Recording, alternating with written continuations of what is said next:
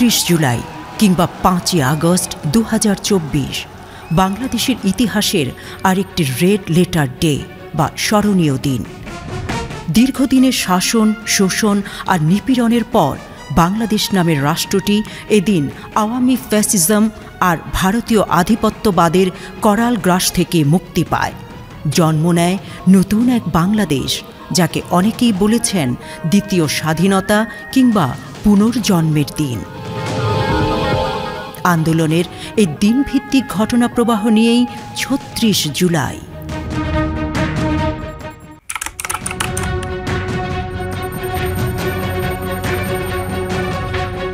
ক্ষোভ, বিক্ষোভ সাময়িকভাবে স্থিমিত হলেও হাসপাতালে তখনও চলছে আহতদের আহাজারি।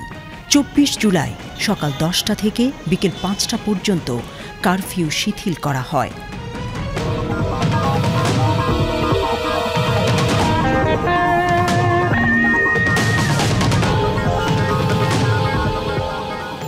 সকাল ১১টা থেকে বিকেল ৩টা পর্যন্ত সরকারি বেসরকারি অফিস খুলে দেয়া হয়।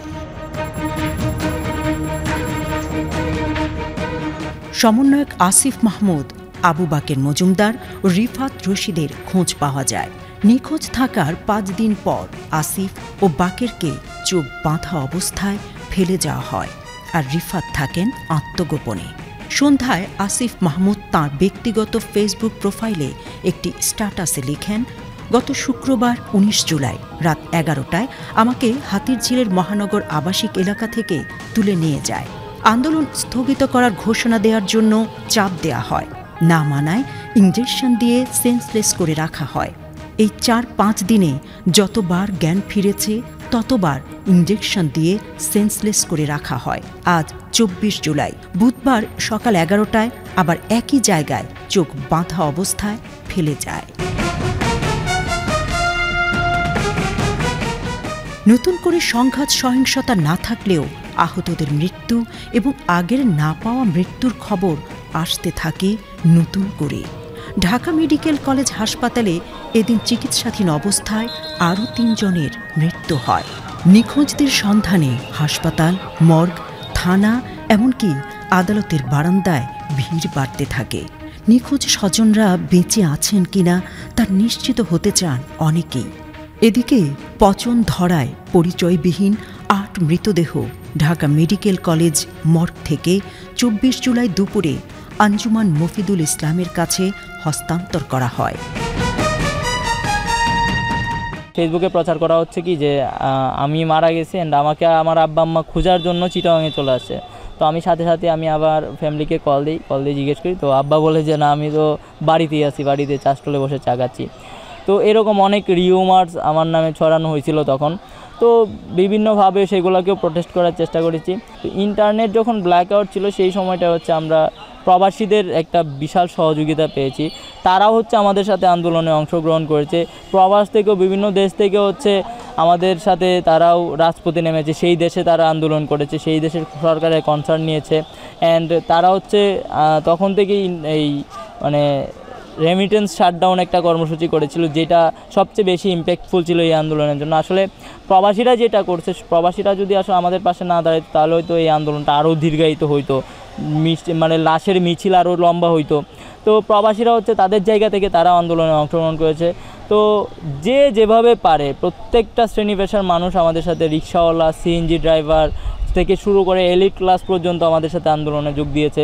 আমাদের চট্টগ্রামে একটা ঘটনা ঘটেছিল, আন্দোলন চলাকালীন অবস্থায় কিছু মেয়েকে আটকে রেখে তাদেরকে বস্ত্রহরণ করে পিটিয়েছিল, যেগুলো আমরা পরে ভিডিও ফুটেজ দেখেছি এবং ছবি দেখেছি।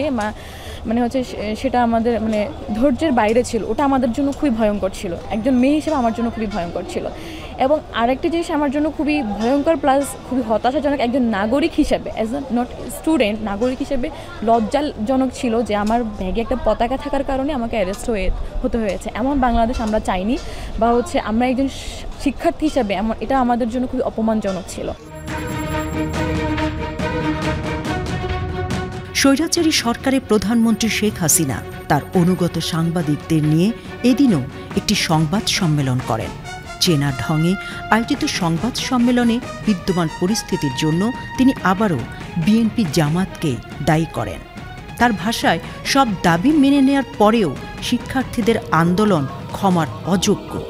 এত মানুষের মৃত্যু নিয়ে উপস্থিত সাংবাদিকরা কিংবা শেখ হাসিনা কেউ যে তেমন বিচলিত নন সেটা তাদের কথাবার্তায় স্পষ্ট হয়ে ওঠে। এই যে লোক চলে আসা, এরা ঢাকা ঠিক বাইরের পেরিফেরিতে থেকে ওই এক এক জায়গা থেকে যারা যেদিক থেকে আসছে, এবং সমস্ত বাংলাদেশ থেকে এই শিবির জামাত এরা কিন্তু ঢুকে আসছে, সাথে সাথে ছাত্র দলেরও ক্যাডাররা কিন্তু সক্রিয় ছিল, কারণ যতগুলি ঘটনা ঘটছে এরাও কিন্তু সক্রিয়। কোটা সংস্কার আন্দোলনে জড়িতদের ধরতে রাজধানী সহ সারা দেশে সাঁড়াশি অভিযান এদিনও অব্যাহত থাকে। এরই ধারাবাহিকতায় ২৪ জুলাই ৯৮৮ জনকে গ্রেপ্তার করা হয়। এর মধ্যে শুধু রাজধানীতেই গ্রেপ্তার করা হয় ৬৪১ জনকে। ডিএমপির মিডিয়া সেল জানায় ১২ জুলাই থেকে এদিন সন্ধ্যা ৭টা পর্যন্ত করা ১৭৩টি মামলায় মোট ১৭৫৮ জনকে গ্রেপ্তার করা হয়। গণগ্রেপ্তার হয়রানির পাশাপাশি এদিনও আওয়ামী লীগের সাধারণ সম্পাদক ওবায়দুল কাদের উস্কানি অব্যাহত রাখেন। তিনি বলেন, আন্দোলনকারীদের চিহ্নিত করে তাদের বিরুদ্ধে কঠোর আইনানুগ ব্যবস্থা গ্রহণ করা হবে। আজকে মির্জা ফখরুল এখনো ধ্বংসের সুরে, এখনো আগুন সন্ত্রাসের কথা বলে, এখনো ধ্বংসের কথা বলে। বিএনপি জামাতের এই তাণ্ডবের বিরুদ্ধে ঐক্যবদ্ধ প্রতিরোধের কোনো বিকল্প। অপরদিকে বিএনপি মহাসচিব মির্জা ফখরুল ইসলাম আলমগীর রাজধানীর গুলশানে দলের চেয়ারপারসনের কার্যালয়ে এক সংবাদ সম্মেলনে বলেন, কোটা আন্দোলনের মধ্য দিয়ে সরকারের উপর জনগণের দীর্ঘদিনের পুঞ্জীভূত ক্ষোভের বহিঃপ্রকাশ ঘটেছে। সরকারের দমনপীড়নে এই আন্দোলন খানিকটা স্থিমিত হলেও শেষ হয়ে যায়নি। হাইকোর্ট ডিভিশন থেকে যে রায়টা তারা নিয়ে এসছেন, এই রায়টা তারা প্রথম দিকে আনতে পারতেন। তারা যদি একটি উদ্যোগ নিতেন, উদ্যোগ নিয়ে যদি সেখানে আপনারা যেতেন, তাহলে সেটা নিয়ে তাহলে এত প্রাণ ক্ষয় হতো না, এত কিছু হতো না, সবকিছু ঠিক হয়ে যেতে পারতো। অথবা ছাত্রদের সঙ্গে বসতেন, আলোচনা। ছাত্ররা বারবার বলছে আমরা আলোচনা করতে চেয়েছি, সরকার আলোচনা করার কোনো সুযোগই দেয়নি আমাদেরকে। এবারকার আন্দোলন তো একটা আই ওপেনার। এবারকার আন্দোলনে সমস্ত মানুষ, সাধারণ মানুষ রাস্তায় নেমে এসেছে। আজকে জনগণের যে পুঞ্জীভূত ক্ষোভ, তারই বহিঃপ্রকাশ হয়েছে আপনার এটার মধ্যে দিয়ে।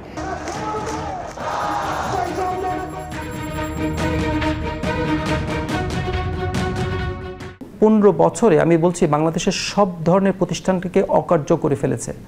রাজনৈতিক প্রতিষ্ঠানগুলোকে সে অকার্য করে ফেলেছিল গুম খুন দিয়ে, একটা ভীতিকর অবস্থা তৈরি করে। এবং গত ১৫ বছরে যেটা শেষ পর্যায়ে এসে ২৪-এর ২৩-এর নির্বাচন আগে এবং পরবর্তীতে রাজনীতিগুলোকে সংগঠিত না হওয়ার জন্য যা যা করা দরকার শেখ হাসিনাকে সাকসেসফুলি সেটা করতে পারছিলেন। অতএব সেই কারণে রাজনৈতিক দলগুলো কোনো নেতৃত্ব দেওয়ার মতো অবস্থা তাদের ছিল না। যখন কোনো শূন্যতা আসে, কেউ না কেউ এসে সেখানে সেটা স্থান নিয়ে না।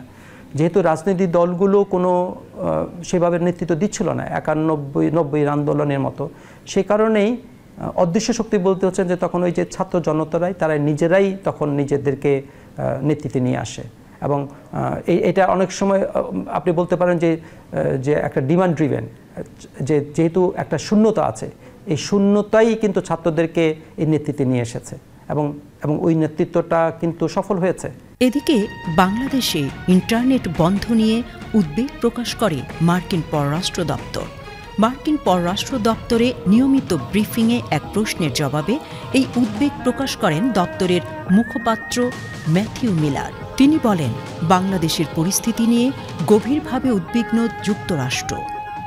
দেশজুড়ে টেলিযোগাযোগ ব্যবস্থা বিপর্যস্ত হয়ে পড়া যে আন্দোলন দমনের অপকৌশল, সেটা বিশ্ববাসীও যে তা লক্ষ্য করছে, তার কথায় সেটি স্পষ্ট হয়ে ওঠে।